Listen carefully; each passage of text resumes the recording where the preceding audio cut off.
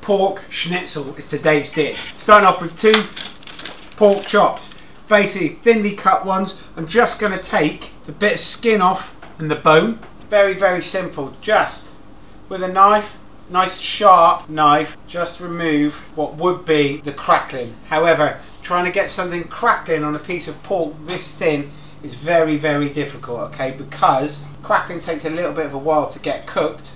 You just do not want to overcook this piece of pork. And then the bone around the outside would be the rib cage, and then we're going to bash them out, okay. I'm going to make them nice and thin between 2 layers of cling film. Quite heavy saucepan, pork, and this is doing 2 things for that pork, making it smaller. It's also tenderising it a little bit. See, nice and thin. This is another good one you could do with the family or on your own to release those frustrations of watching another episode of Friends, wanting to get out of the house, and instead of getting angry, beat your pork. Okay, flour into one, an egg into another, and the paxo stuffing is going to go into another bowl of plate, okay? Very, very simple, very, very quick this. With a fork, beat the egg. Then in a pan, I've got here getting quite warm. Good splash of oil. And then the pork, I'm just going to take, dust the flour, both sides. Then into the egg. And then into the paxo stuffing. And then just gently lower it into the pan. And the same with the other one, flour, egg, stuffing. Now if you haven't got paxo stuffing, breadcrumbs will be fine. Just anything to give it a crunch and a texture would be great on this. And that into the pan as well. We're going to cook them for about 5 to 6 minutes. I mean, maybe a little bit more, but just nice gentle heat. Slowly caramelise them, make them nice and crispy and cooked all the way through. Now whilst this pork is frying, here I have got the outer leaves of a cauliflower. Cauliflower I've done something else with.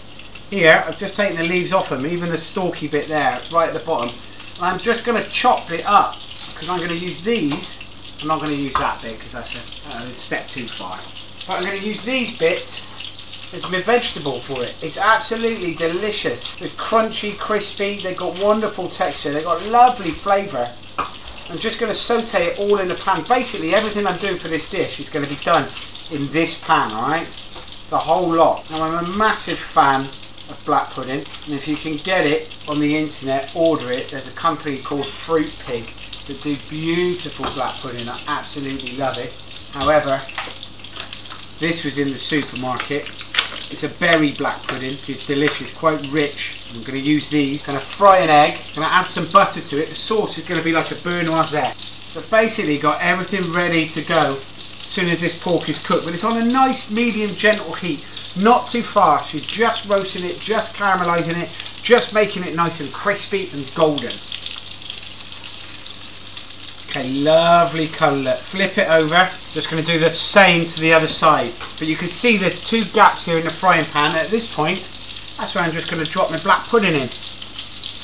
Get that cooking as well. So all of it's cooking in the same pan, alright? And everything else that's going to go with it won't take long at all, alright? So just at this point, I'm going to add in a knob of butter. Let that kind of just foam and cook. Okay, pork chops could come out. Black pudding's still going, butter's in the pan. But whilst the black pudding's going, I'm going to loz in a couple of eggs for frying. So they're going to take on all the lovely deliciousness that's in that pan, as well as all the crispy bits of sage and onion stuffing that have fallen into that pan. This isn't clean food. This is crispy, dirty flavours. It's absolutely delicious. And just use the one pan. It really is no bother. Pinch of pepper onto the eggs. Pinch of rock salt onto the eggs. Okay, black pudding out. I mean, look at those fried eggs done in butter, sage and onion stuffing, and black pudding onto the top. And then very quickly into this pan, we're just going to saute these cauliflower stalks. Another little knob of butter, good pinch of salt. Literally, these take no time at all. You want them to be crispy and crunchy and vibrant still, but still hot. So it's finding that balance between making them hot and crunchy. You've got that lovely cauliflower flavour, but kind of just mixed between a cauliflower and a cabbage, those leaves. So it's absolutely delicious. It's probably my favourite part of the cauliflower, to be honest. And then the pan goes back onto the heat.